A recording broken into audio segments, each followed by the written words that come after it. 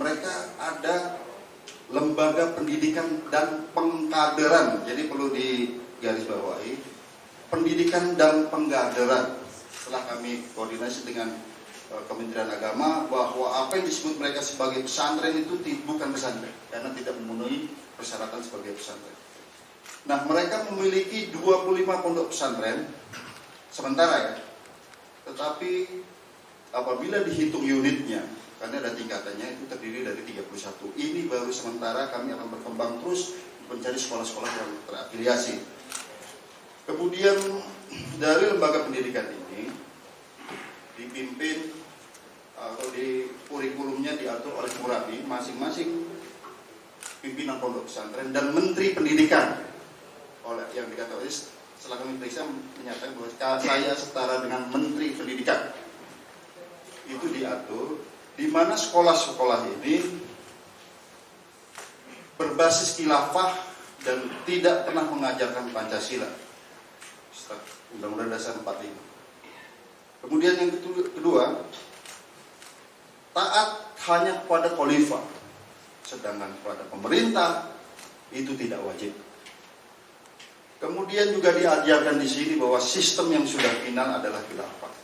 Di luar khilafah itu adalah tagut. Kemudian atau setan, iblis. Kemudian semua lembaga pendidikannya itu tidak mengacu terhadap perundang-undangan nasional. Apakah itu undang-undang Sistiknas, Sistem Pendidikan Nasional, maupun undang-undang pesantren, di mana dalam undang-undang tersebut mewajibkan berdasarkan Pancasila dan Undang-Undang Dasar 45. Kemudian mereka memiliki sekolah dimulai dari SD 2 tahun, 3 tahun, SMP 2 tahun, SMA 2 tahun, dan 2 universitas, satu ada di Bekasi, satu ada di NTB, di mana setelah menjalani pendidikan selama 2 tahun di universitas mendapatkan gelar SKHI, Sarjana Kekhalifahan Islam. Mereka dalam pendidikannya ini didanai oleh warga.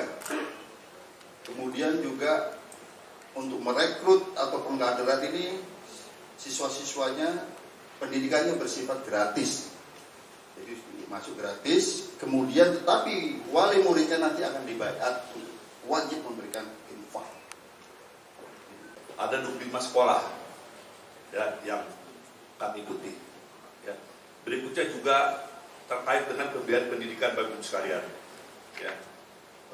Kami juga mendengar bahwa lembaga ini dalam melakukan pembiayaan pendidikan, yaitu kepada wali murid, ya, orang tua murid atau peserta didik diwajibkan untuk berbayar kepada Khalifah Khilafah Muslimin, di mana harus membayar zakat, infak, dan sedekah sebesar 10% sampai 30%.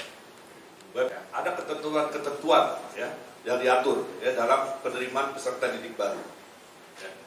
Jadi rekan-rekan media bisa membayangkan ya, apakah langkah-langkah ya, yang diambil ormas ini dalam pendidikan itu telah sesuai dengan ketentuan yang sudah ditetapkan oleh kementerian.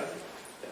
Berikutnya juga kami mendapat informasi, mohon maaf apabila kami menggunakan istilah pondok pesantren, karena dari pihak Kemenak sendiri menyatakan bahwa ini bukan kategori dari pondok pesantren.